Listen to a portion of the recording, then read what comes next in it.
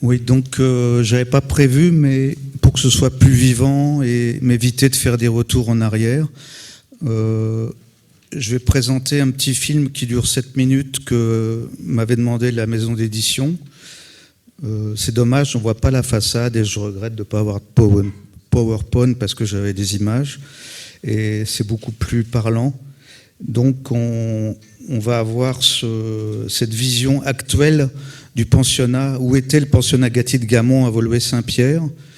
C'est très troublant de passer après Sarah parce qu'effectivement il y a un lien évident entre les deux rafles. Les nazis se sont vengés du ratage du couvent du Très Saint Sauveur et on retrouve par hasard 14 fillettes juives ici et 14 enfants à Gatti de Gamon arrêtés, identifiés. Or, on soupçonne, je soupçonne, par les documents, que c'est le même commando en partie, Siegburg, qui a participé, il faut le rappeler, au Einsatzgruppen, donc c'était des tueurs aguerris,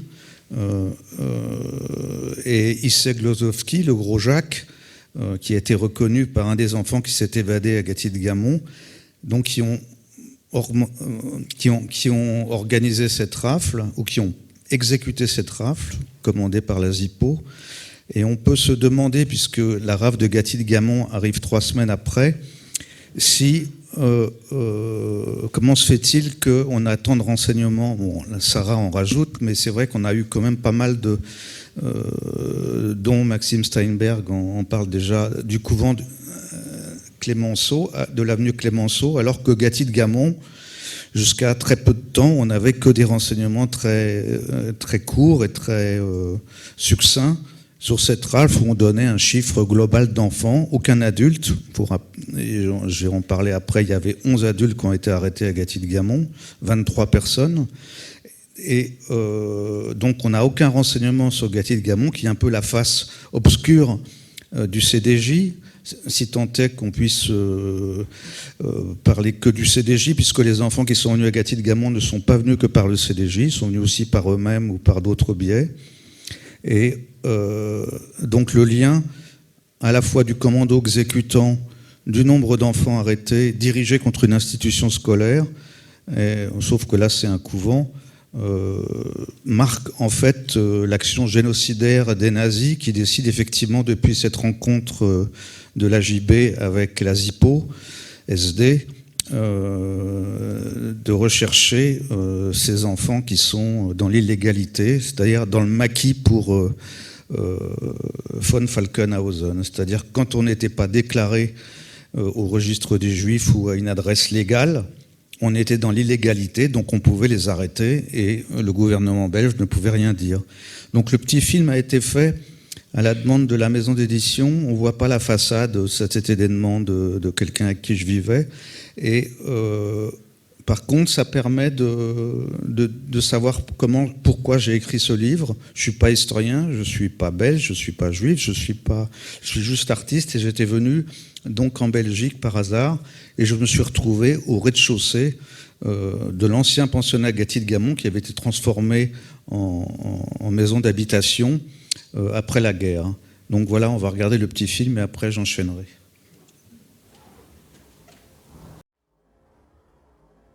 On peut se demander d'abord, à voir les disparus de Gatti de Gamon, pourquoi ce livre?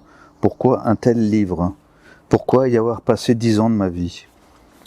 Je répondrai que tout est arrivé par hasard et que je n'avais pas prévu de faire un livre. Depuis 2009, j'habite ce qui était le rez-de-chaussée du pensionnat Gatti de Gamon, raflé en juin 1943, et j'ai découvert peu à peu que cette rafle n'avait pas été un élément secondaire de la guerre menée contre l'Europe et contre le peuple juif. Il en fut une sorte de quintessence. Certes en modèle réduit, si l'on peut dire, mais il exprimait la volonté génocidaire du Troisième Reich, Wehrmacht et Gestapo confondus.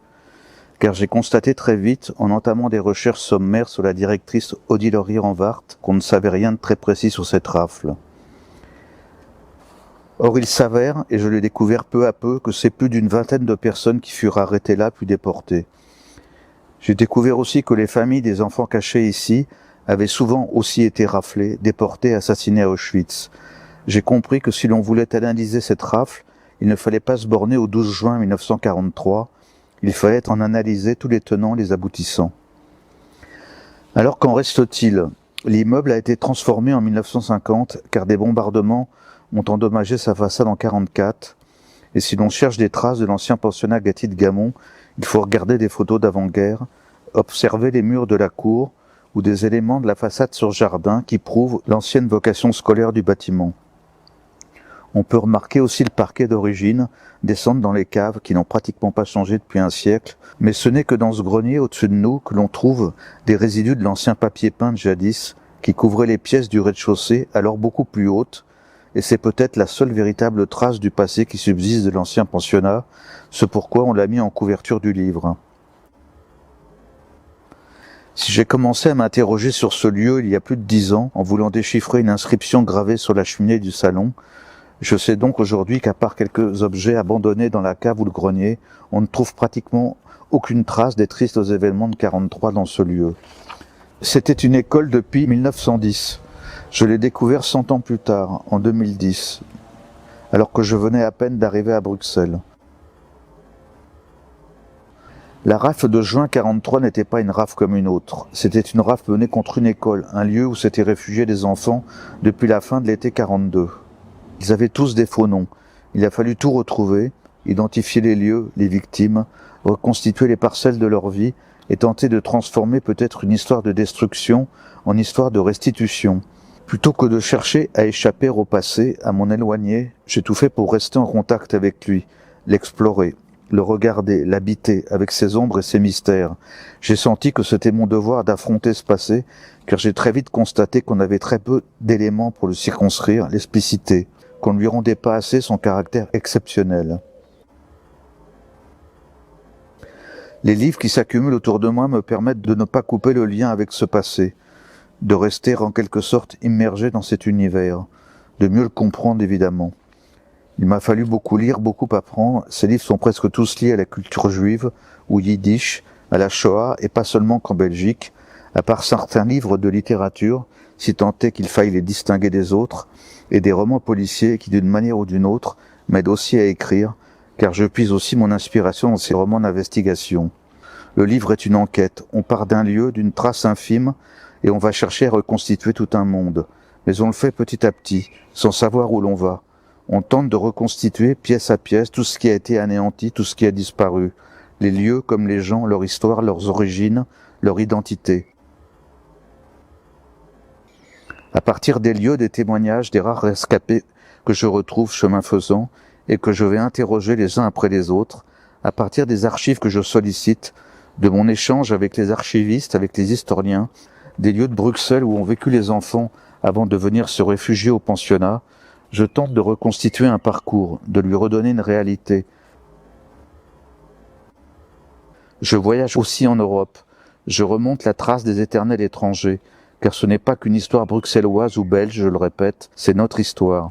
Une histoire européenne, universelle. J'ai dû tout rechercher dans les cartes, les atlas, retrouver les origines, tous ces noms que l'histoire a changés, ces pays qui, au fil des guerres, des traités, ont changé de nom, de frontières.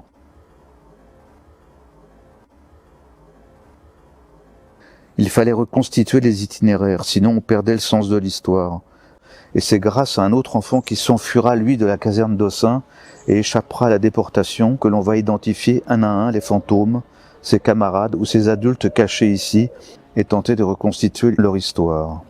Même si elle est tragique, j'ai voulu faire une histoire de vie.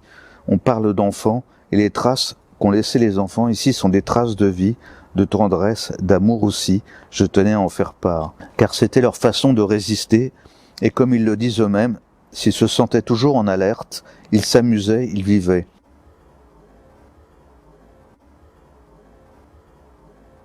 On m'a demandé quels sont les points forts du livre. Le lien est évident avec l'actualité, l'histoire des migrants, des réfugiés, des éternels étrangers, de la reconnaissance de statut des victimes, de prisonniers politiques.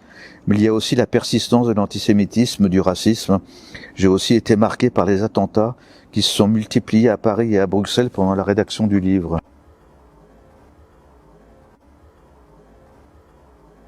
Ayant travaillé de nombreuses années dans ce qu'on appelle en France les quartiers, Je suis sensible à l'éducation, à la pédagogie, au débat, aux droits de l'enfant, à l'action sur le terrain, à l'idée qu'il faut éduquer, accompagner, échanger, d'égal à égal avec les enfants, ne jamais renoncer à expliquer et ne pas se contenter d'enseigner, de juger.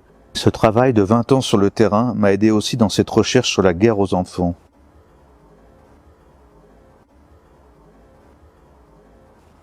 Ma conscience du racisme, mon besoin de résister moi-même, ma révolte devant l'inégalité m'a porté.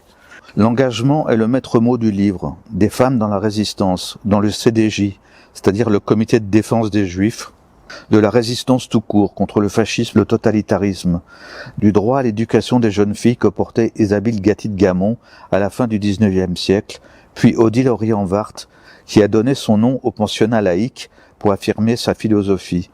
L'éducation, la mixité, la laïcité, la liberté sont des valeurs défendues dans le livre. Donc, ce qu'on peut constater, c'est que s'il y a eu une plaque apposée en 2003 sur la façade du couvent du Très-Saint-Sauveur, il est probable qu'il y ait une plaque à Gatti-de-Gamon, mais cette année seulement, des pavés de mémoire ont été posés en 2008 avec des erreurs, puisque le livre n'était pas terminé, et on a voulu un peu agir en vitesse, quitte à faire des erreurs qui vont être rattrapées quand les budgets de Woluwe-Saint-Pierre permettront de le faire. Tout ça pour dire que cette rafle était restée dans l'ombre, ce qui est assez étrange, mais qui s'explique évidemment après coup, du fait que c'était, on ne peut pas dire un échec absolu, on peut toujours dire ça aussi a posteriori, mais quand même une catastrophe, 23 personnes arrêtées. Sur les 23 personnes arrêtées, les Howard, le couple Howard, donc les Howard, la directrice était Madame Howard, Henri Howard. Ils ont été déportés, donc ils sont restés 1 an à la prison de Saint-Gilles. Ils ont été interrogés, torturés, comme ayant appartenu à la Légion belge et à l'armée secrète. Leur fille André Howard, qui était amie d'André Goelen, qui a fait l'école normale avec elle, a été interrogée, torturée aussi, pendant 1 mois et demi. Elle a dû être convoquée 4 fois. J'ai les papiers de ces convocations à la ZIPO-SD depuis la prison de Saint-Gilles.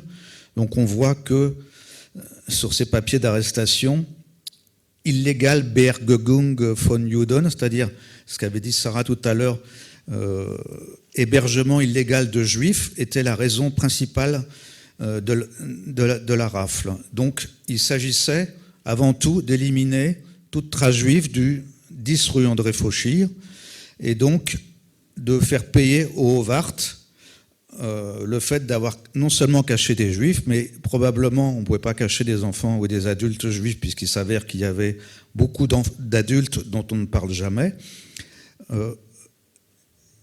faire un trafic de faux papiers. Or, les Allemands étaient quasiment plus méchants ou plus féroces avec les gens qui trafiquaient des faux papiers qu'avec ceux qui cachaient des enfants. Le fait que le couple Howard a été interrogé au bout d'1 mois seulement, selon leur fille qui a été libérée au bout d'1 mois et demi, et qui en témoigne, ils étaient dans des cellules séparées pour les faire parler, prouve qu'on les a interrogés sur la Légion belge au bout d'1 mois. Donc ils ont été interrogés avant plutôt sur leur réseau par rapport au fait de cacher des enfants juifs et des adultes juifs, et qu'on a fait le lien avec la résistance après.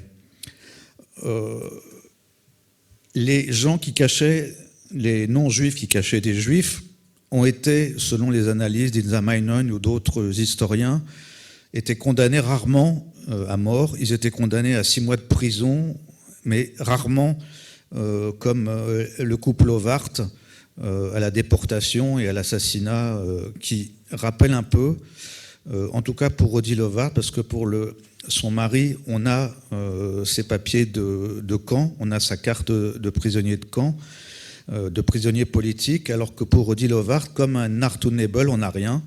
Il n'y a quasiment pas de traces. Et on peut dire qu'avec elle a disparu toute preuve possible de reconstituer une liste. On me demande sans arrêt des listes. J'ai horreur des listes parce qu'on se trompe sans arrêt des listes. Et quand on demande une liste, en général, ce n'est pas forcément pour de bonnes intentions. Mais disons, une liste exclut souvent. Or là, c'est un petit peu comme si on avait tiré un coup de pistolet dans une nuée d'oiseaux. Ils se sont tous envoyés dans tous les coins. Les gens n'ont parlé qu'au bout de 50 ans.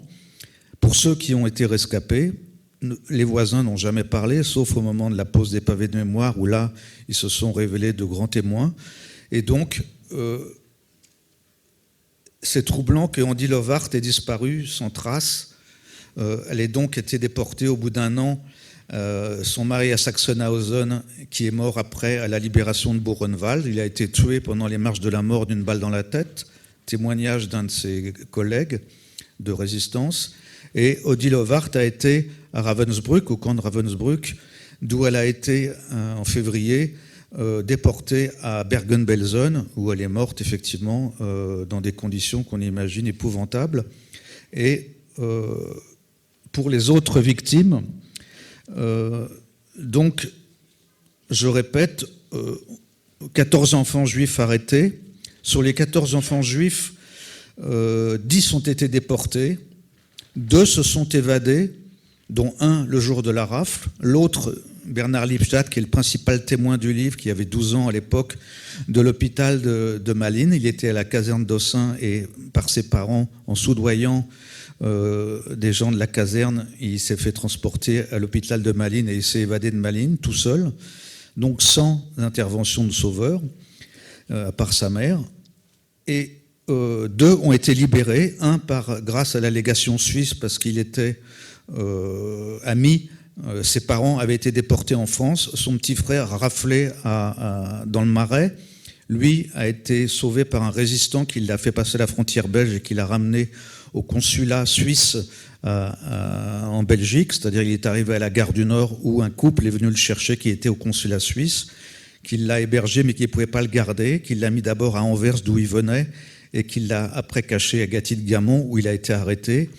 Mais ils sont venus le libérer probablement en payant, mais aussi du fait qu'ils étaient suisses à Malines.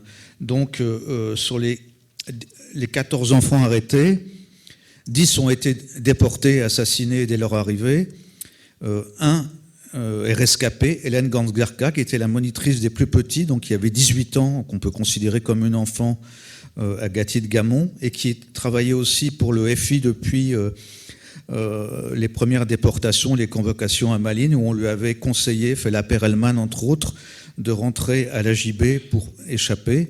Et elle s'est occupée de l'école Nos Petits de Fela Perelman. Et après, elle est venue aider à Gatti-de-Gamont en faisant le courrier pour les cartes de ravitaillement et pour trouver des cartes de baptême et tout ça. Les 2 autres enfants, donc 2 libérés, le plus petit, Charlie Skalka, que j'ai rencontré, qui est toujours vivant et qu'on a vu à la fin du petit film dans la cour du jardin de Gatti-de-Gamont, ce qui est assez extraordinaire parce qu'on lui a toujours, pendant 40 ans, il avait 2 ans et demi au moment de la rafle, on lui a toujours contesté le fait qu'il était à Malines. Il a mis 40 ans à obtenir des droits. Quand j'ai commencé mon enquête en 2010, je l'ai retrouvé grâce à André Gollen en allant la voir et elle m'a montré une photocopie des carnets du CDJ. Et le service des victimes de la guerre avait appris, lorsque j'étais allé à une conférence, je m'intéressais à la pédagogie pour avoir travaillé avec les enfants dans les quartiers à Paris. Je m'intéressais à la pédagogie de Crowley et qui était utilisée dans les homes de l'AIVG. J'étais venu voir une conférence au musée juif de Catherine Massange de la Fondation de la Mémoire contemporaine. Et là, le service des victimes de la guerre était là. Ils ont vu que je posais une question sur Gatti-de-Gamont à la fin, donc c'était en 2011. Et ils m'ont demandé de collaborer, donc ils n'avaient aucun dossier ouvert encore à l'époque. Et donc, je n'avais pas encore accès aux fiches de la Gestapo et aux dossiers. Donc, je téléphonais aux SVG quand je trouvais, par exemple, par rapport au carnet dont avait gardé la copie André Gollen ou Bernard Lippstadt, quand il me donnait des noms en se souvenant de ses camarades qui étaient là à Gatti-de-Gamont. C'est étrange qu'il n'ait jamais été interrogé avant, sauf peut-être par des gens qui font des enregistrements mais qui ne les diffusent pas.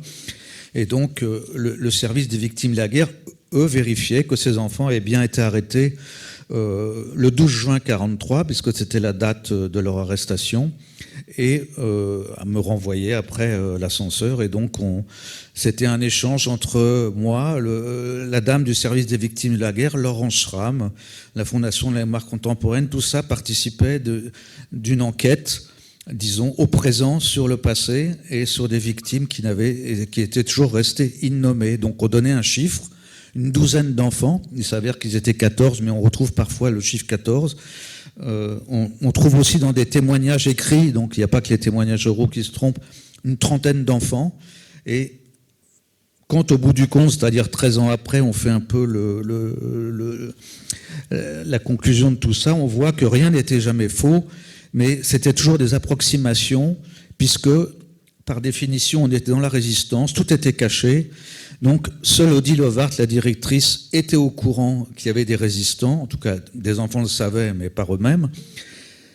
Monsieur Ovart, a priori, ne savait pas que des adultes juifs étaient cachés dans le grenier, qui seraient venus avant, en fait, 42, donc avant le début, avant septembre 42, avant que le CDJ vienne cacher des enfants.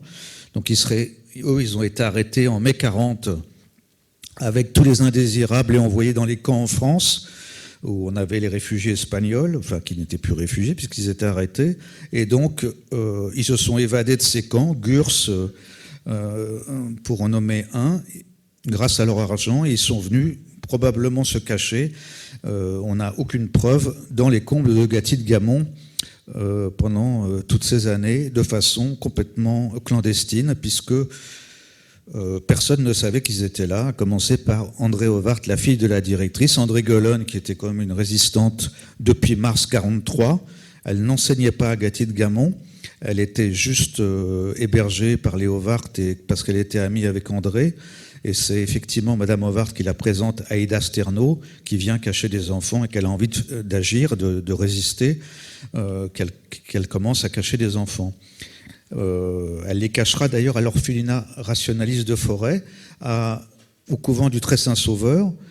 Et je voulais commencer un petit peu par là. Je n'ai pas fini avec les gens qui ont été assassinés. Donc, pour tout de suite donner le bilan, qui est intéressant parce que c'est vrai que c'est une rafle dont on ne parle pas. Or, il y a 23 personnes arrêtées. Le couvent du Très-Saint-Sauveur, personne n'est tué, tout le monde est sauvé. Et là, on en parle parce qu'effectivement, c'est plus porteur. Donc, personnellement, c'est assez troublant de retrouver des traces d'un événement plus tragique qu'un autre, si tant est qu'on puisse faire des comparaisons, et de voir que rien n'a été fait. Par exemple, à Isieux, en France, où 40 enfants ont été arrêtés par Klaus Barbie. On connaît tout le monde Klaus Barbie. Personne ici en Belgique, sauf les chercheurs, savent qui est Kurt Asche, Issek Logowski, qui est Félix Weimann, qui est Erdmann, qui sont des noms aussi importants que Klaus Barbie. Et j'estime personnellement qu'il faudrait... Je vois. Je n'ai même pas commencé mon exposé, j'ai plus que 5 minutes, donc leur redonner leur juste place. Je vais donc parler très rapidement de la rafle. La rafle est surtout...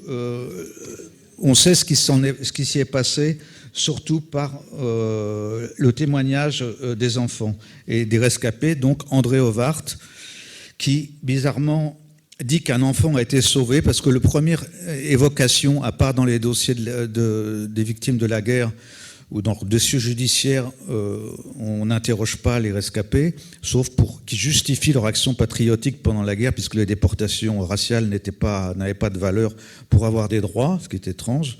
Donc, on a le premier rapport, c'est la commémoration des Justes dans les années 90, 93, 94, du couple Ovart, grâce à des témoignages d'enfants qui étaient externes et qui ont échappé à la rafle, et de Bernard Lippstadt, qui a tout fait pour qu'il soit récompensé, disons honoré. Donc le couple Ovart est déclaré juste, et si on dit que 15 enfants étaient cachés et 14 enfants étaient arrêtés, 10 enfants assassinés, etc., ce dont on ne savait pas très bien, puisque seule Madame Howard savait vraiment la réalité des choses.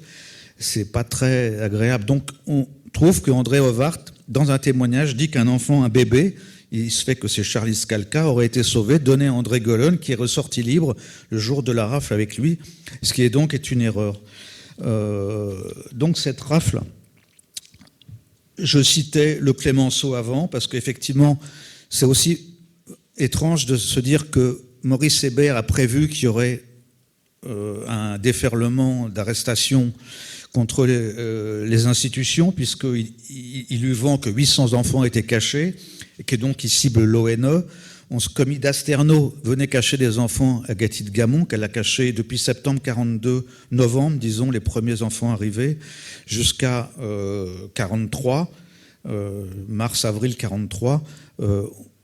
On s'étonne qu'il n'ait pas réagi. André Gollon était sur place, va cacher les enfants du couvent du Très-Sauveur, mais aucune réaction, aucune non plus de la reine Elisabeth le jour où les enfants sont arrêtés, bien qu'il y ait des lettres qui ont été envoyées à la reine Elisabeth, et ces enfants partent en déportation. Alors,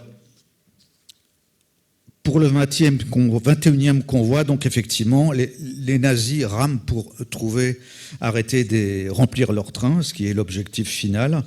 Cette fois, aucun délai ne fut accordé, c'est-à-dire ils ont raté la rafle du couvent du Très-Saint-Sauveur parce qu'ils ont donné un délai. Issek Glogowski, dont j'ai une preuve qu'il était là le jour de la rafle, une preuve évidemment, c'est une hypothèse, car c'est un témoignage d'enfant qui avait 10 ans à l'époque, dont le père était résistant quand il lui a demandé de décrire qui, il l'a interrogé dans la cave, il a dit que c'était le gros Jacques.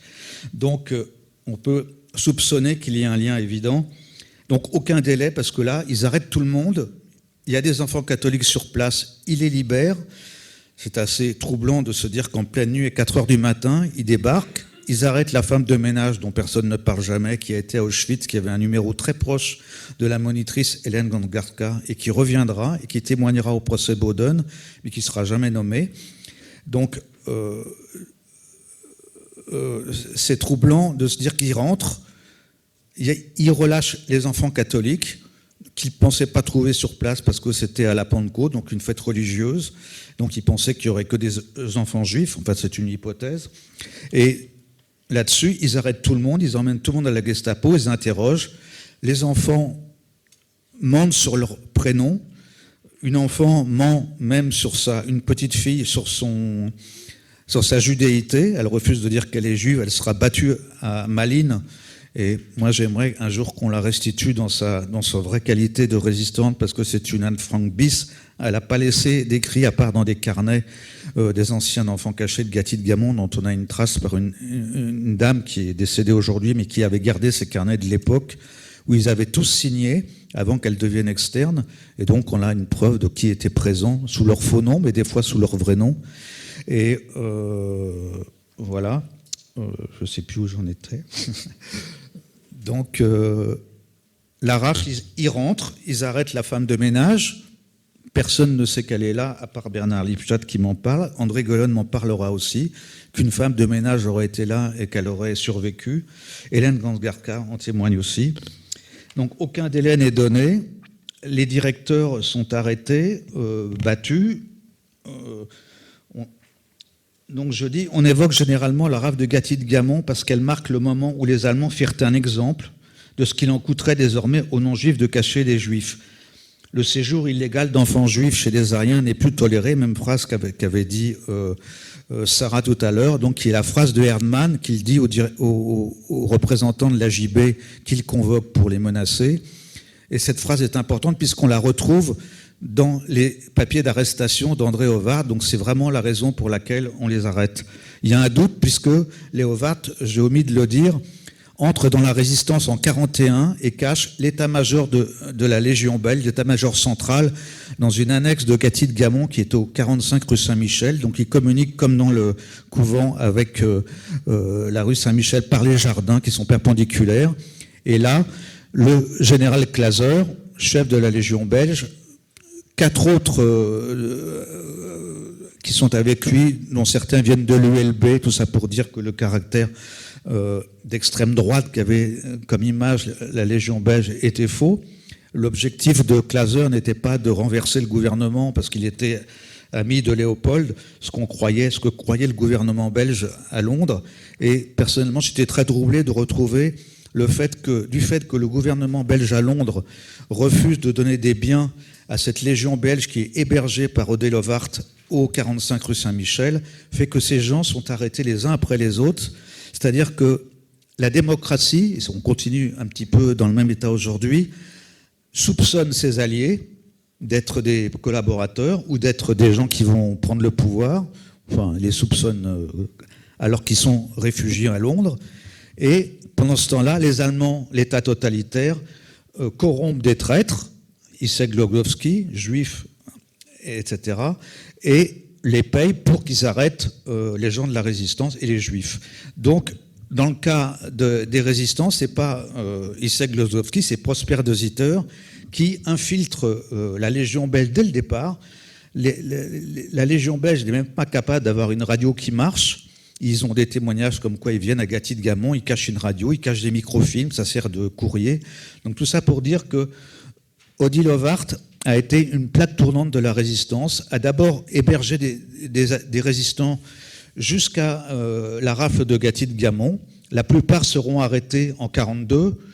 Jusqu'en février 43, avril 43, des grands résistants belges de l'armée secrète seront arrêtés et qui étaient à Gatti de Gamon. Et le jour de la rafle, il reste encore une partisane armée, la femme de Jacques Grippa, Madeleine Chapelier. Je le sais grâce à Daniel Wessoff, ici présent, qui m'a donné le document. Mais c'est un témoignage très important parce que ça prouve que Odelovart avait un lien très, comment on appelle ça, très énorme, très vaste avec la résistance, aussi bien le Front de l'Indépendance que le CDJ. Donc le CDJ, elle rentre en contact en 1942 avec eux, avec Ida Sterno qui vient petit à petit cacher les enfants, qui viennent la plupart du quartier de la rue de l'Instruction derrière la gare du Midi. Après, le bouche à oreille marche aussi. Il y a des enfants qui viennent par eux-mêmes parce qu'ils savent qu'on peut continuer à étudier, ce qui est très important pour les familles juives. Et ils sont tous cachés là jusqu'au jour de la rafle. Monsieur d'Ambreville, il va falloir absolument conclure maintenant. Alors, la rafle, ils sont tous rassemblés, juste 5 minutes, dans une grande... Moi, je continue mon livre encore aujourd'hui, donc on peut me donner 5 minutes. Là, c'est un fait historique pour la Belgique, pour l'histoire de la Shoah. C'est un fait quasiment plus important que la rafle d'Isieux et il n'est jamais commémoré. Je pense qu'il faut lui redonner toute son envergure parce qu'il y a eu la résistance des enfants, des femmes, des résistants tout court. C'est un événement considérable. Donc les enfants sont réunis dans une grande chambre, la chambre des petits, les juifs à gauche, les non-juifs à droite. Les petits garçons se mettent à droite parce qu'ils savent qu'on peut vérifier qu'ils sont juifs. Ils mentent sur leur prénom, des mensonges d'enfants. Mentir, c'était survivre, dit un enfant. Une petite fille refuse de dire qu'elle était juive parce qu'elle vient d'Anvers, elle est cachée avec sa cousine, qui est tombée malade la veille de la rafle, dont la famille témoigne aujourd'hui. Et à Anvers, j'ai découvert que 16 convois ont été nécessaires pour déporter toute sa famille à Auschwitz.